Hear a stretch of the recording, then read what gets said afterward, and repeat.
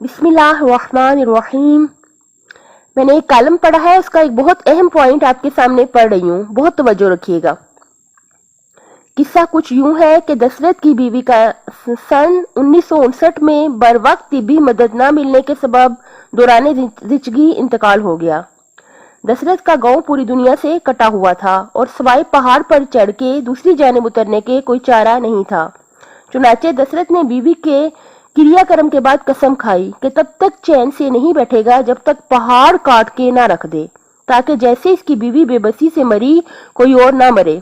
दशरथ ने कुछ बकरियां बेचकर एक रस्सी, छेनी और हथौड़ा खरीदा और पहाड़ काटना शुरू कर दिया। पूरे गांव में वो पागल मशहूर हो गया, लेकिन 22 बरस में इसने एक छेनी और हथौड़े से पहाड़ को बीच में से 6 फुट चौड़ाई में काट डाला।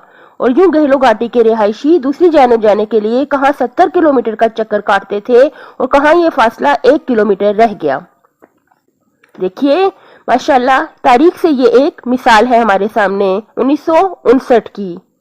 एक शख्स की जब बीवी फौत हुई और क्योंकि तिब्बी मदद उसको ना मिल सकी, तो उसने फैसला किया कि वो पहाड़ को काटेगा। और 22 साल में उसने एक रस्सी, छेनी और हथौड़े से उसने वो पहाड़ 6 फुट चौड़ाई में, पूरा पहाड़ 22 साल के अरसे में काट डाला। कैसे काटा? देखिए, इसमें सबसे अहम पॉइंट जो हमें मिलता है वो नेवर गिव अप वाला मिलता है। तो जब उन्होंने देखा कि मैं इस पहाड़ को काट के रख दूंगा, तो 22 साल लग गए, लेकिन उन्होंने हरगिज भी नहीं छोड़ा और पहाड़ को 6 फुट चौड़ाई में एक शख्स ने काट डाला।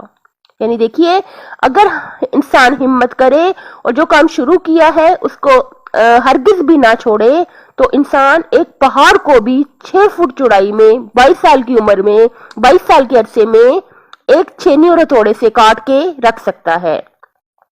इसलिए हमेशा अपनी विल पावर इस्तेमाल करते हुए सीधे रास्ते पर हम लोगों को चलना चाहिए और अल्लाह ताला की अताअत के रास्ते में चलते हुए इंशाल्लाह हम अपनी दुनिया और आखिरत को बखैर कर लें। अपनी सेहत, आखिरत और खालिक की मखलूक का बहुत ज्यादा ख्याल रखिएगा। अल्लाह ताला दुनिया और आखिरत में हामी और नासिर हो आपका।